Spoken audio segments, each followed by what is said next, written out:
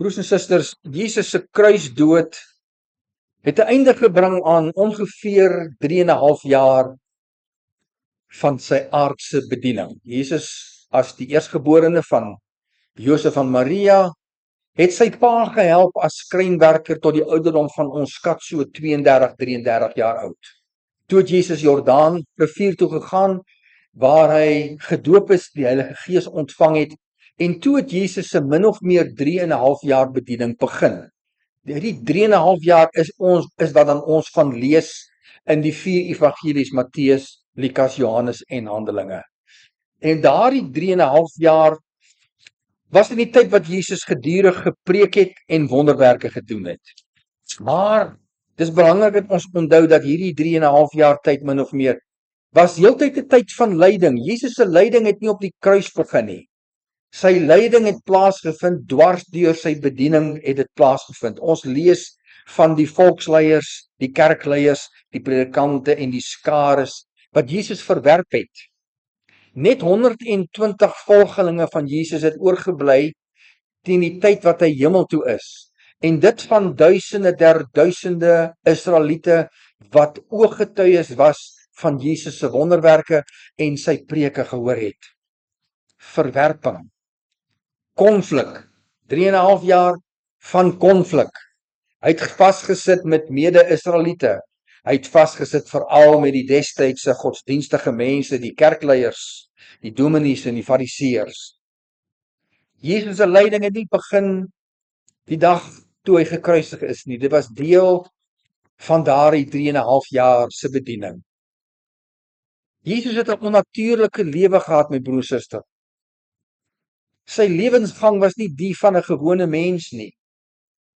Hy was nie gebore om te trou, kinders groot te maak en oud te word nie. Jesus was gebore met die uitsluitlike doel om dood te gaan.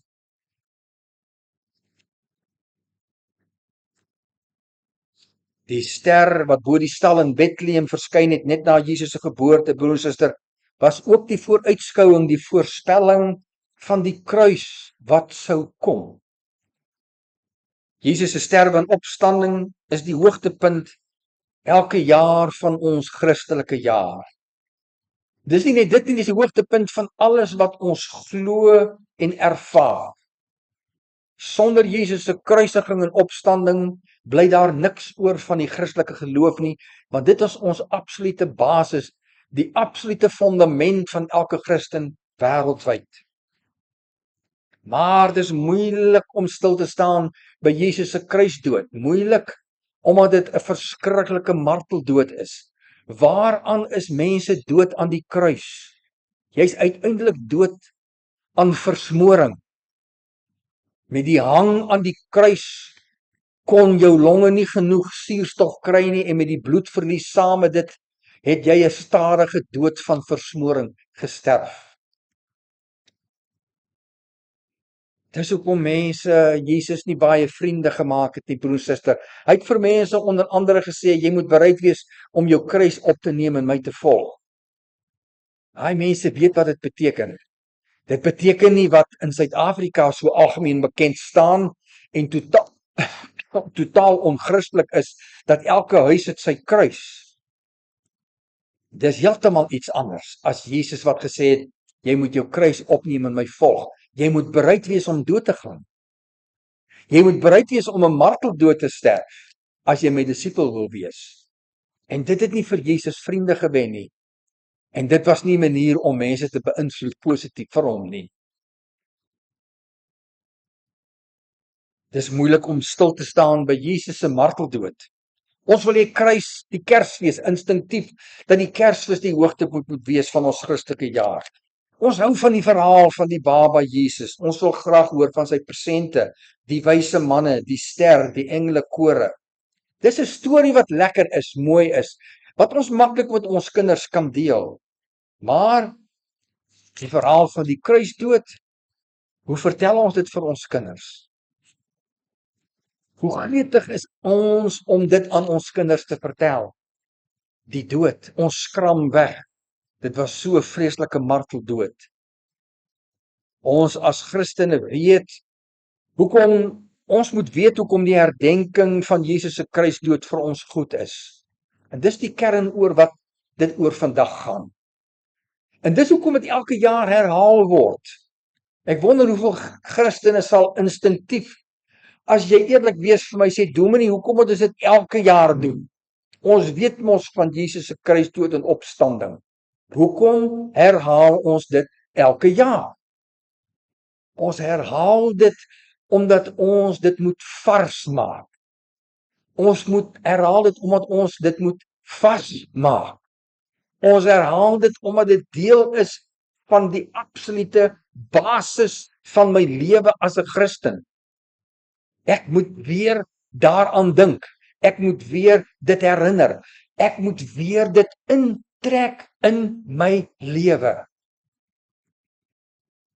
Dis verstommend hoe ons as Christene instinktief gryp na ons Christen basis, ons Christen fundament wanneer tye sleg word.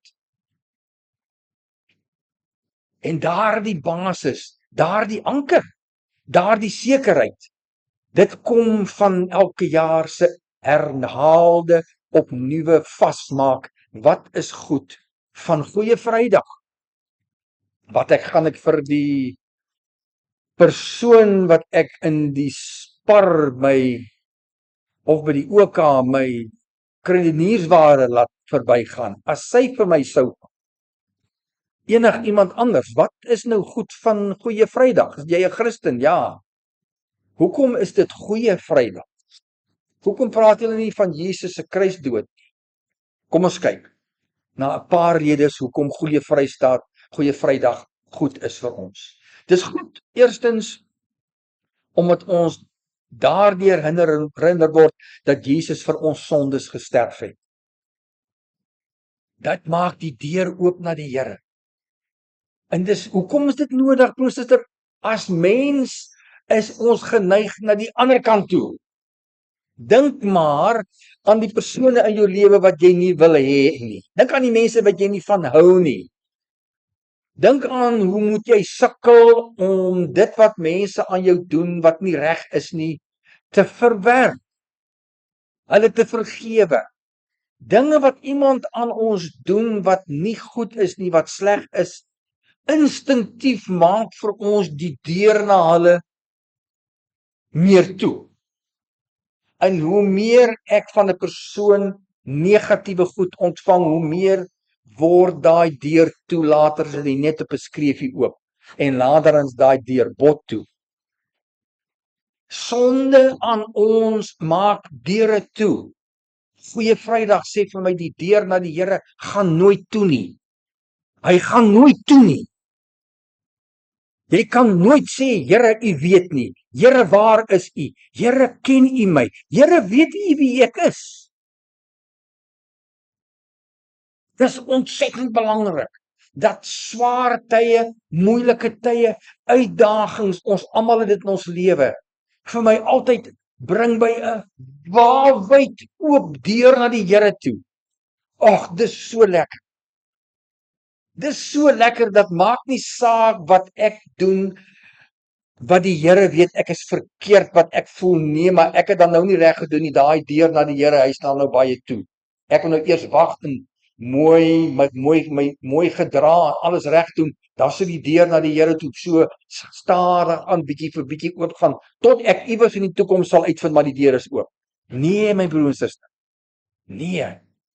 Jesus het gesterwe sodat hy deur nooit toe gaan nie. Wat het gebeur na hierdie gebeurtenis? Onmiddellik toe Jesus doodgaan, toe skeur die voorhangsel in die tempel. Watter voorhangsel? Tussen die mense wat in die tempel ingaan, soos u, as jy in 'n Joodse tempel of sinagoge nie, tempel gegaan het, was daar 'n groot voorhangsel. In die woestyn was dit pelle, 'n gordyn, wat vir die mense gesê het, jy kan nie sien wat agter hierdie gordyn is nie. En daar was die ark, en daar was die toonbrode, en daar was die goue altaar met die wierook, en die kandelaar. Daar die voorhangsel wat geskeur het. Wie dit tref my altyd. Ek het vir hoeveel jare, as ek hier uitkom, dan skud ek my kop. Hier gaan God die Vader se seun aan die kruis dood. En onthou, aan die kruis het Jesus ook gesê, my Vader, hoekom het U my verlaat? Dit het nog nooit met Jesus gebeur nie. Nog nooit. Die Bybel sê alles wat hy gesê het, gepreek het, gedoen het, is wat hy gehoor het die Vader sê. Alles wat Jesus gesê en gedoen het, het hy eers hier gehoor die Vader sê dit. Doen dit nou volgende, sê dit nou. Alles het van die Vader afgekom. En skielik, hoekom het jy my verlaat? Hoekom? Sodat die deur na God toe altyd oop is. Daardie oomblik het die Vader vir Jesus aan die kruis gesien met die magdom van die wêreld se sondes op hom en hy kon nie na hom kyk nie.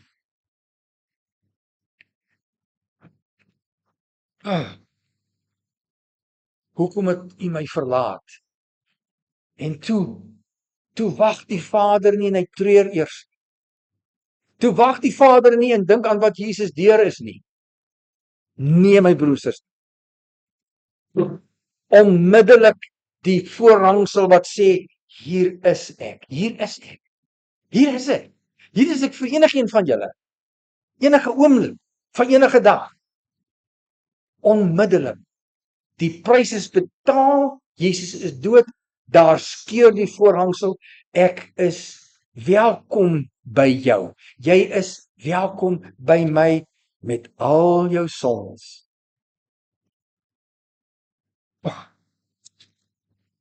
Al ons sondes in die verlede is vergewe, my broer sitter, maar al jou sondes in die toekoms sal ook vergewe word. En wat is daar wat die Here nie vergewe nie? Wat is daar? Hy vergewe moordenaars. Koning Dawid was 'n moordenaar, hy het hom vergewe. Al ons sondes. Die tweede rede hoekom Goeie Vrydag goed is omdat dit die goeie nuus is van Jesus as ons verlosser met God, wat ons met hom versoen het. Ek het nou heeltemal soontoe al uitgegaan, maar Jesus verlos my. Aha. Waarvan verlos hy my, Dominee? Van alles wat jy verlossing nodig het. En elkeen van ons het ander verlossingkies nodig. Daar's klomp wat ons almal in deel. Here vergewe my, verlos my van hierdie familielid van my. Ek dink baie mense het daai verlossing nodig.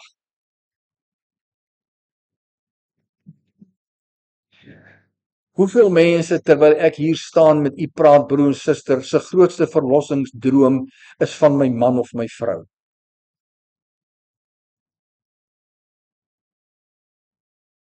Dis hoe die wêreld daar buite lyk. Dis hoe hulle by jou uitkom as 'n dominee. Verlossing. Verlossing op aarde, verlossing waarvan die Here wil hê jy moet verlos word. Verlossing van dit wat jy nie eens dink. Ek moet verlos word nie, want dominee, weet jy wat, ek het dit al lankal maar aanvaar, dis deel van my lewe. Verlossing hier, verlossing van die hel, dat ek hemel toe kan gaan. Verlossing. Deur Jesus se kruisdood het God die Vader vriende gemaak met die mensdom. Dit het versoening beteken. Versoening is die einde van kwaai vriendskap. Die kwaai vriendskap wat waar begin het. Duisende jare gelede, Genesis 3. Daar begin die kwaai vriendskap begin tussen God en Adam en Eva. Jesus het dit finaal beëindig. Permanente versoening. Ons het 'n verhouding, die Here het 'n verhouding met die mensdom wat volkome verstel is en al wat die Here van jou vra is, kom. Gratis. Derdens, Goeie Vrydag is die goeie nuus ook dat Jesus se kruisdood ons vrygemaak het. En nou brei ek 'n bietjie uit oor die verlossing. Vry van die mense eensaamheid. Mense, my broers en susters, is diep eensaam. Almal van ons. Ons is diep eensaam in myself, in hierdie wêreld. Ons is nie diep eensaam omdat Daar soveel dinge is in my wat ek dink en voel, wat ek net nie kan in woorde sê nie. Daar soveel dinge in my wat ek nie seker is jy gaan dit positief ontvang nie. Ons is so gedurig besig om onsself dop te hou. Daar's net een wat werklik weet hoe ek my lewe ervaar. En dis daardie een wat weet wat elke gedagte en elke emosie is. En dis die Here, die Heilige Gees. En dis die wonder van alles. God het begin met reëls en regulasies in die Ou Testament. Met Jesus het hy gekom, nie net om die deur oop te maak na hom toe nie, maar om vir jou te sê, ek is nie net by jou soos in die Ou Testament nie, ek wil in jou wees. Hier binne. Hier binne, binnekant hierso. Hier waar al die geheime is. Hier waar net ek weet wat ek voel. Hier binne wil hy kom. En hy wil vir jou lewe gee. Wat 'n lewe? Liefdevolheid. Omhelsing, aanvaarding, verwelkoming, koestering. Hier binne wil die Here sy liefde aan jou bekend maak, dat jy dit kan voel. Voel. Liefde is nie eintlik liefde nie tot ons dit voel. Ervaar. Die man vir jou sê jy's lief, dan ervaar jy dit want jy weet hy praat die waarheid en dieselfde jou vrou aan jou man. Hier binne wil die Here vir ons 'n nuwe lewe kom gee. Hy weet presies hoe elke gelowige sy lewe en haar lewe aanvaar. En dan praat die Bybel van 'n lewe van oorvloed. Altyd genoeg van wat jy nodig het elke dag. Is dit geduld? Is dit blydskap? Wat van vrede? Wat so maklik verdwyn? Aanmoediging waar ons dit nodig het. Bemoediging. Dit werk. Hou net aan. Bly net bid. Sekuriteit ensovoorts. Dat ons lewe 'n lewe van oorvloed kan hê, so sê die Bybel. Dit sal vloei soos 'n fontein in ons binneste. So vinnig wat die lewe wegvat, so vinnig gee die Here weer. Elke dag voor die lewe net begin wegvat. Ons is erdekruike elke dag. Ons begin vol energie, vol alles. En deur die dag verloor ons dit net. Ons energie, ons geduld, ons positiwiteit.